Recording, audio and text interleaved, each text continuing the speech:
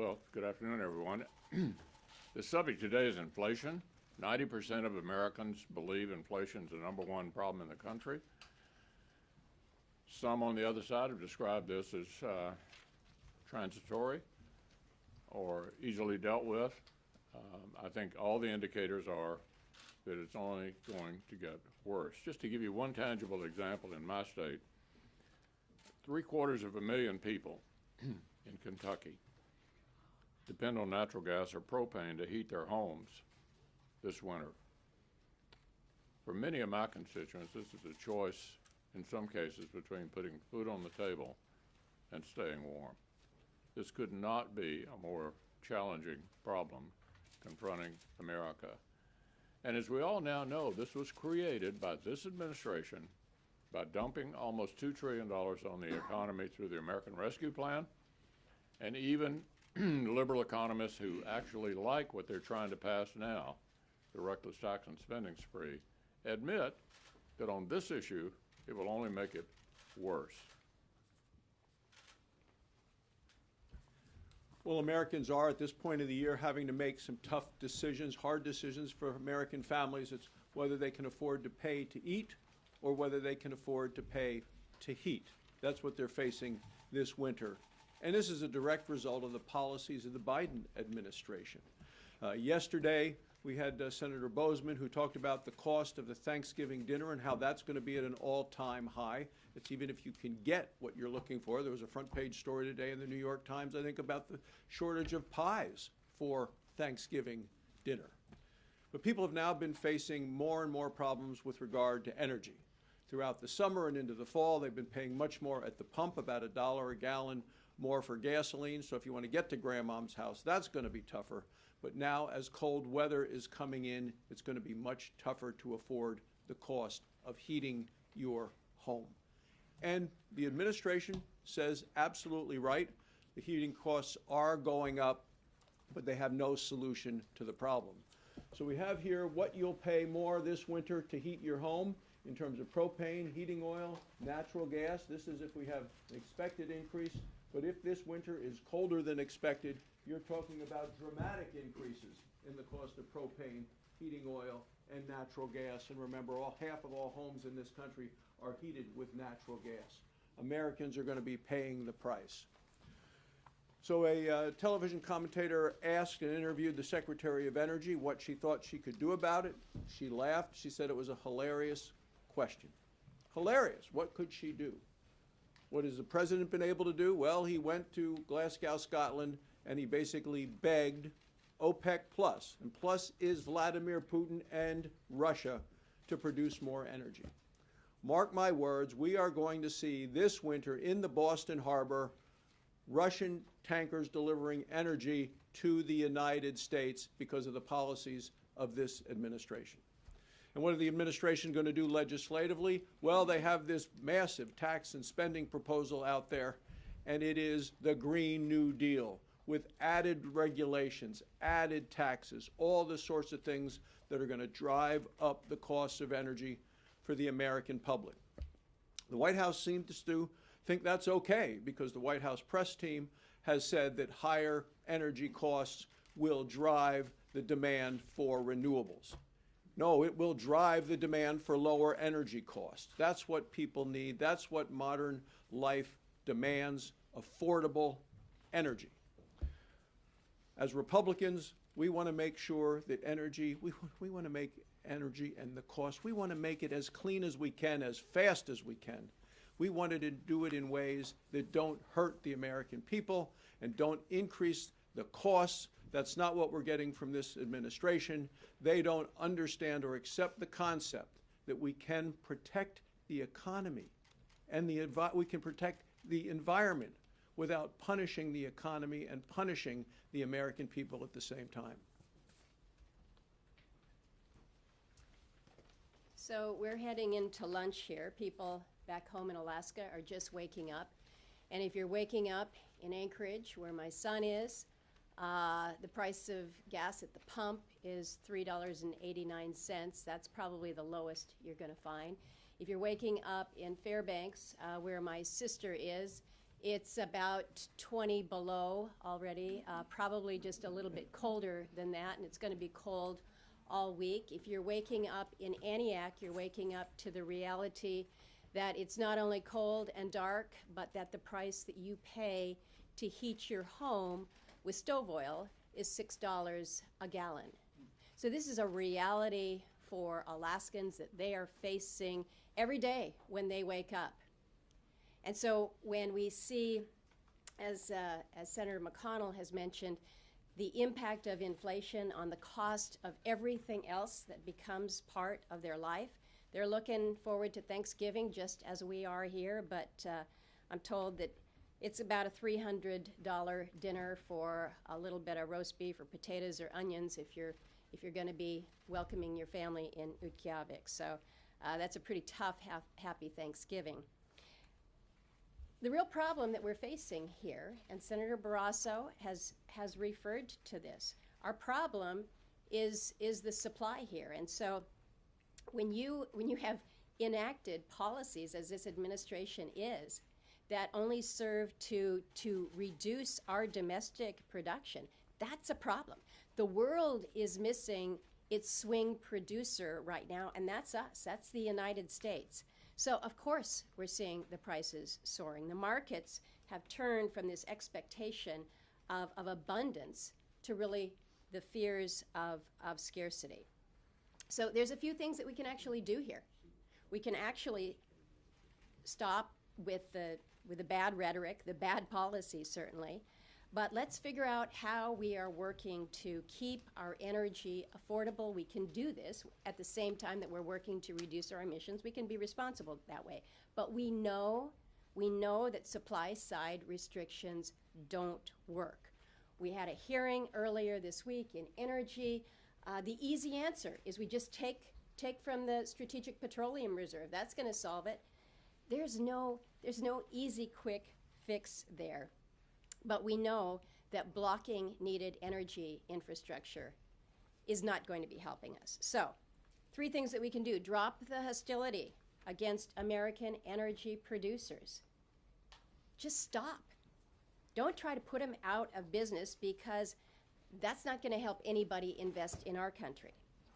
Drop the harmful resource provisions that we see over on the House side in this reconciliation bill. Just get rid of them, delete them.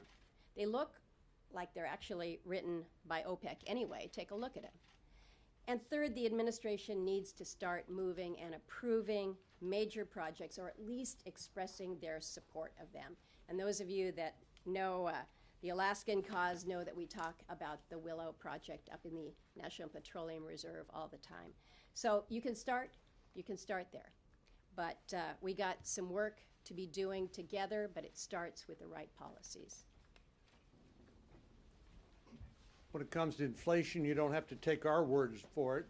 Just look at Larry Summers, look at Steve Ratner, 2 leading Democratic economists who've disagreed with the Federal Reserve when they characterized inflation as transitory.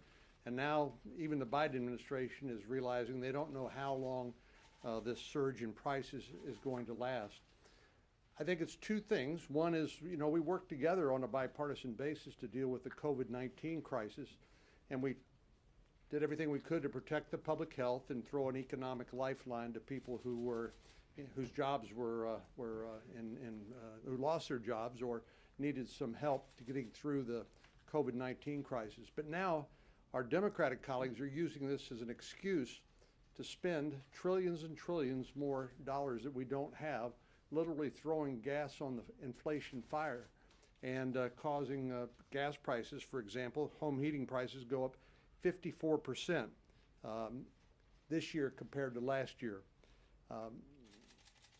We also know, as you heard from Senator Barrasso and Senator Murkowski, and will no doubt from others, is that this is a result of bad policies, really targeting our fossil fuel companies, our oil and gas companies in Texas and elsewhere, and then coincidentally, or not so coincidentally, calling on Vladimir Putin and OPEC to provide the oil which is necessary to refine into gasoline to provide more supply to bring the prices down.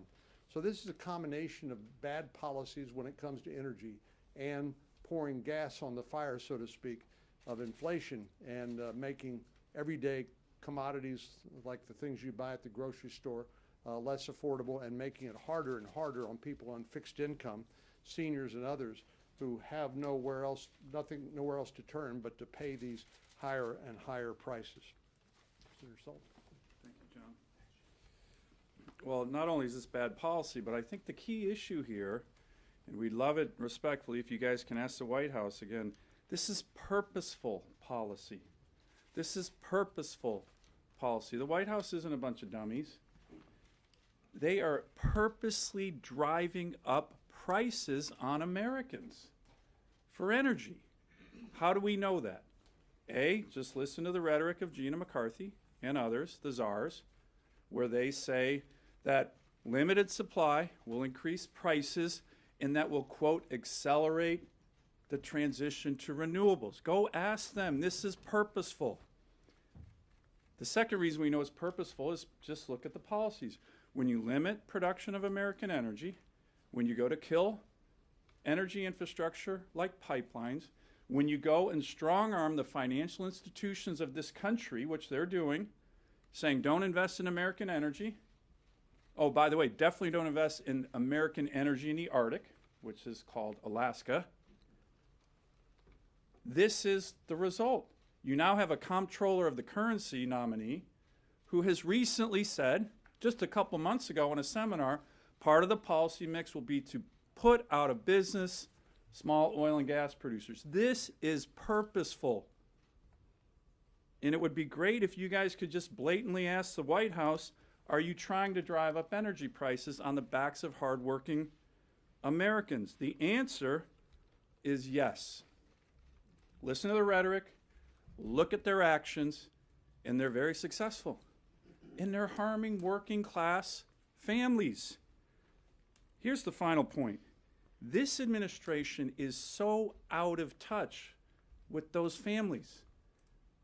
You had the White House Chief of Staff recently tweet out saying high energy prices, inflation is a, quote, high-class problem. What the heck does that mean? The White House press secretary on these issues is starting to look like Baghdad Bob. Some of you might remember him during the first Gulf War. These issues are exploding all around the White House, and they just ignore them, like there's nothing happening to working families. You know, the Secretary of Energy has talked about releasing the Strategic Petroleum Reserve. We have a much better idea. There's something in Alaska called the National Petroleum Reserve of Alaska. Tap that. That's what Congress intended it for. And some of you were here 2 weeks ago when we laid out a common sense, all of the above energy plan that can actually reduce emissions, but play to our strengths, which is abundance in export technology in clean burning American natural gas all over the world. That would reduce global emissions while expanding job opportunities, helping our foreign policy. That's the route we need to go, not crushing American energy and hurting working families. Well, we're obviously going to repeat ourselves some, but let's repeat Senator Sullivan's point one time. The White House energy policies are working. What's happening at energy cost at the gas pump or in your home heating is exactly what these policies would be designed to produce. There's no other way to describe it. There's no other way to explain it. You know, people for several weeks now have been dealing with the shock of what happens at the gas pump, where every time you go fill your car up with gas, you wonder if you're going to set your own personal high that day. Is this going to be more than I've ever paid for gas before in my life? There's nowhere in America where if you fill up a Ford F-150 pickup, it doesn't cost $70. And there are a number of places in Missouri where you fill up that same pickup, it costs $100. You know, where I live, a lot of people drive 30 and 40 miles to work one way every day. And when you're putting $70 or $75 in your truck every few days to make that happen, suddenly the money that you thought you were going to have, you don't have anymore. And then the heating prices, you see what has happened already, and what we expect is what everybody says will happen if there's a colder winter. But the first column is if the winter is just like last winter. You know, I've lived in a house in the 70s where we actually decided which rooms of the house can't we afford to heat this winter? We shut the door, we rolled up a rug, a throw rug, and put it at the bottom of the door, and that door didn't get opened the rest of the winter unless you had to go in that cold room to get something that you'd forgotten was left in there that you had to have. I've lived in that house, and people are seeing these things happen. The White House today, I heard on the radio driving in, has announced that they're going to take American Rescue Plan money and give it to families to pay for their help pay for their heating bills. This is not a COVID-19 issue. This is their energy policy issue. The American Rescue Plan wasn't designed to save the country from the Biden administration. It was designed to save the country from COVID. So on day one of the Biden administration, they started rolling out their plan for American energy to be able to raise prices for American consumers to drive people towards other energy sources that they've pre-selected. Day one, they announced they're going to stop the Keystone Pipeline, which is not just Canadian oil coming in, it's also coming in from Montana. They're going to stop leasing of federal lands, and they aggressively started doing the work behind the scenes to shut down the access to capital to anyone who wanted to be able to loan or give money to any entity that wants to expand pipelines. They put out the threat immediately about any permits, any regulatory help to be able to do anything with pipelines or expand anything with fossil fuels. John Kerry has recently announced that we're going to be done with coal by 2030, which may be a shock to a lot of folks that actually have coal-fired plants that are extended out for their life and amortization for the next 30, 40 years, that the administration is intentionally looking to be able to end that in 9 years. But it's not stopped with just raising the prices on the United States and on American citizens. Now they're trying to deal with the political consequences of what's going on. And so in a horrible foreign policy conversation, now Biden is talking about cutting off any kind of export of natural gas to any of our other countries. What will occur with that? They'll go to Russia to be able to get that natural gas, not to the United States, increasing dependence in Europe for Russia, which is a terrible geopolitical decision again, and it will put out the immediate threat that the Americans can't be trusted for energy policy, so don't trust them long term. The effect of that is raising the prices over there. It will continue to be able to hurt American producers that are here, and will continue to be able to kill American jobs and increase Russian jobs again, as this administration seems to be dead set in doing whatever it can to help the Russian economy with their pipelines and with their contracts in Europe, but hurting American producers at the same time. This is crushing the American economy in many ways, and it's crushing the American consumer. But it is absolutely by design to try to force people into using solar, wind, other things that are unreliable. Unless you think that this is just ended and it's just the White House, just today in the Energy and Natural Resources hearing today, there were multiple bills that were brought up for a vote that passed on a partisan vote today to continue to disallow the expansion of oil and gas leasing and new properties today. And though the conversation was, shouldn't we think about, at some point how we're going to deal with American energy, they just passed them right on and continue to be able to vote here today to be able to knock out American energy production on federal land still. This will be an issue. And as Americans pay more in Oklahoma for heating their homes this summer and this winter, as they pay for all that hot water tank and everything else, as they pay for their gas in their truck and their vehicle. This is a big issue for a lot of folks. And as they try to talk about the Strategic Petroleum Reserve and releasing that for a few weeks to lower price, that is about short-term political gain, not actually helping the consumer long-term and American jobs. Yesterday, we were here talking about the impact of inflation on food prices that you're seeing across the country. Today, the focus is on energy, but it's all intertwined. We're seeing this, across the economy, all goods and all services, and that's impacting everybody on a daily basis, no matter what they're doing. And, we've given you some of the statistics, like, for example, in my state, average price of a gallon of gas has gone from just over $2 to now well over $3. Natural gas prices have almost tripled since the beginning of the year. And so we're seeing it across the board. And that is a tax on every single American every single day that they're paying. That's the reality. And it is the policies of this administration that's causing it. You can't come in on day one and start shutting down pipelines or setting up a moratorium on leasing on federal lands and federal waters, and taking those kind of steps of increasing regulation and making it more difficult to produce energy here at home. You can't do those things and not drive up energy prices. And that's exactly what this administration is doing. And then amazingly, they take the sanctions off Nord Stream 2 and allow Russia to bring natural gas into Europe, and turn around and ask our adversaries, countries like Russia and the countries in OPEC, to produce more oil while you're trying to suppress that energy production here in our country. I mean, it absolutely defies common sense. And of course, now what the administration and our colleagues across the aisle in Congress are working on is a big tax and spend plan that will add to this inflation problem. Think about it. More tax, more spend, more regulation is going to just drive inflation even further. And so they're saying, well, look, with this tax and spend bill, gee, nobody that makes less than $400,000 is going to have to pay more tax. It's just the people that make more than $400,000 are going to have to pay more tax.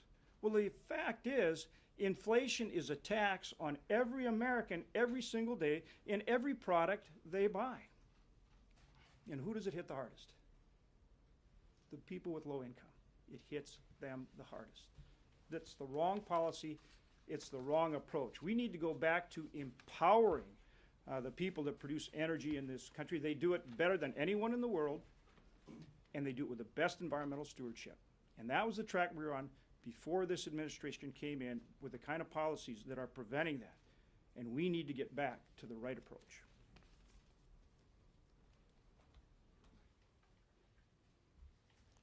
I hope the White House is listening today.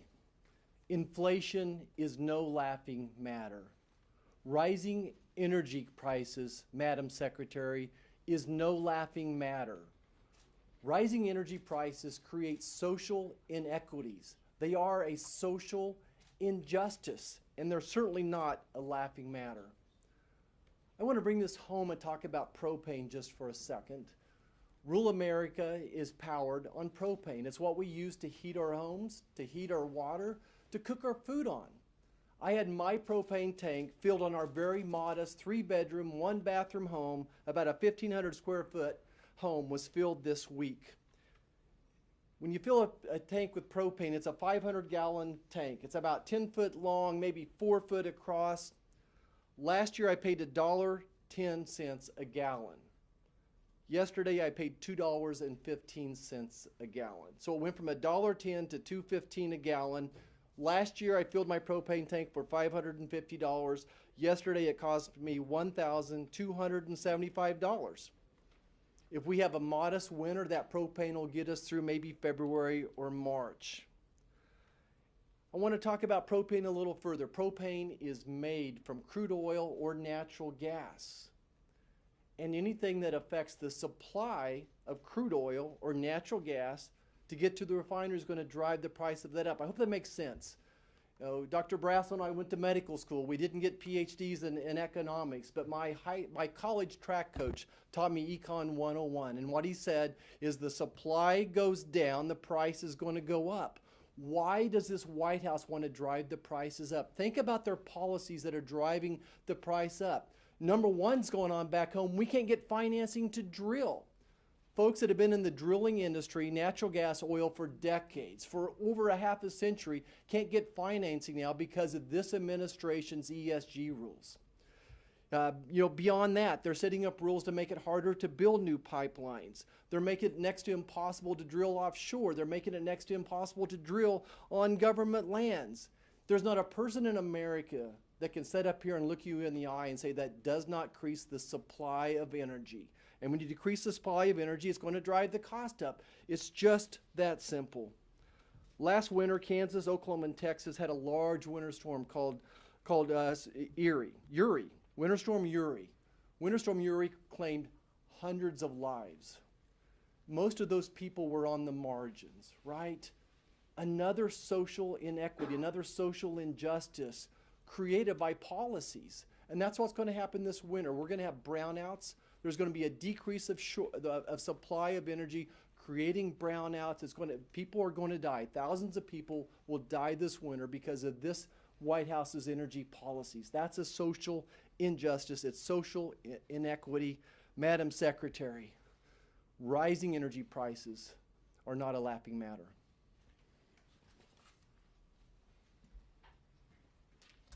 Now, you've heard from all of us, and this is simple. Folks, this is very simple. It's the basic fundamentals of the economy. When President Biden on day one came in and shut down that pipeline, the Keystone XL pipeline, that reduced our supply, and then he halted the leases on oil and gas. Then he turns around and he looks at Russia and OPEC and says, come save us. Please come and fill that void for us. That's how we got here.